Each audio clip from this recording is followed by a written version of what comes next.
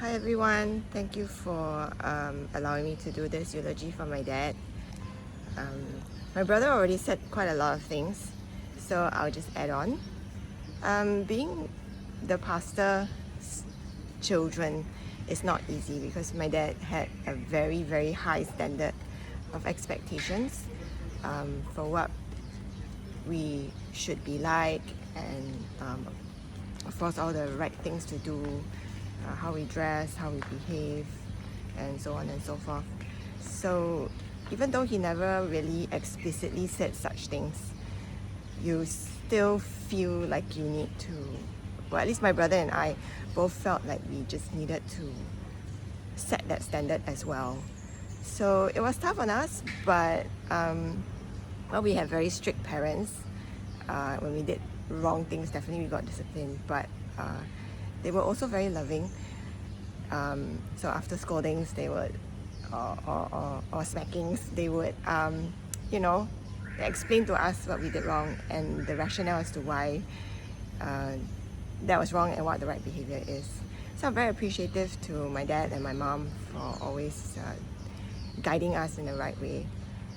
It's extra difficult being a girl in this faith, especially living in Singapore, where we are exposed to, I would say we're more connected to the world, so the peer pressure is definitely higher, and every girl that goes through, or every kid that goes through the teenage phase would struggle with some rebellion, and I definitely did the same. I had the same experience. So the way it went for me was I would try funny things, like I would trim my fringe, which my dad disapproved of course, and how he would disapprove of it was very powerful.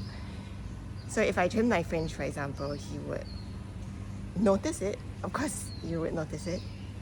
And he would give this, he would give this very potent look. It was a mix of disappointment with disapproval, and of course, if I did it repeatedly, it became frustration. But he didn't outrightly say anything, It was just the body language. But the day would go on as normal. So it really made me feel very guilty, because if you feel guilty after doing something that you know is wrong, and someone tells you it's wrong or shows to you that it's wrong, or expresses it even in without words, and you feel guilty, then you know inside your heart that it's wrong. So that's how my teenage phase was cut short, because the Lord had guided me to know that, hey, if you do something wrong and dad and mom tells you it's wrong, then you should stop. And like I said, my father's look of disappointment was very, very powerful for me. So I stopped doing all that stuff very quickly. He was a very fun dad. He liked to play tricks. When I was young, he would like to do this matchstick magic trick thing on me, and I think for years I couldn't figure it out. And it brought him great joy to see my just my puzzled look, like, how do you do that, And of course I figured it out eventually, or he told me eventually, I can't remember which. And many years down the road, he started doing that trick to his grandson, my son Adam. And of course, again, when you see the kid's puzzled look, it brought my dad great joy. So my dad loves to, have fun, and he also is able to take jokes on himself.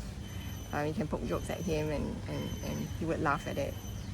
And I always like that about my dad, and I try to do the same. As I grew up a little bit older, I had the privilege of taking one corner of the office that was in the home that he did church work. So I needed a computer space, and I had shared a room with my brother, but he already had a computer space because he's older than me. He started first. So I got a little corner in the office, just the same room, so it's the opposite corner as to where my dad does the church work. And being in that corner, I got a new insight as to the amount of work my dad really does for the ministry. I mean, I knew he did a lot, but just sitting in the same room, you then realize that, wow, what you thought was a lot, just multiply that even more. He spent a lot of effort writing the books, rewriting the books, editing the books. The drawings and the artwork for the Eternity to Eternity charts, of course the graphics inside the books, everything was done by him from scratch. And he would ask me for grammar advice because I'm just over there, so he'd be like, should I write the sentence this way? Is it present tense or past tense? And so on and so forth. So I had that privilege of helping him sort of edit grammatically some of the books early on. And I also had the privilege of being the first one to hear my dad's song, I Belong to You, Lord Jesus. And he asked me to help him figure out some of the tune, whether it should be going up or going down or something like that. So I had that privilege of being in the room with him and watching him, you know, do God's work, and also watching him enjoy it while he's doing God's work, and that was great. It was wonderful to watch and to see the Spirit move as well. So we're very glad to share our dad with you all spiritually. He is a lot of believers' spiritual father. So it's our privilege to share him with you. And we thank you all for all the prayers that sustain us towards the end. So God bless, and thank you very much.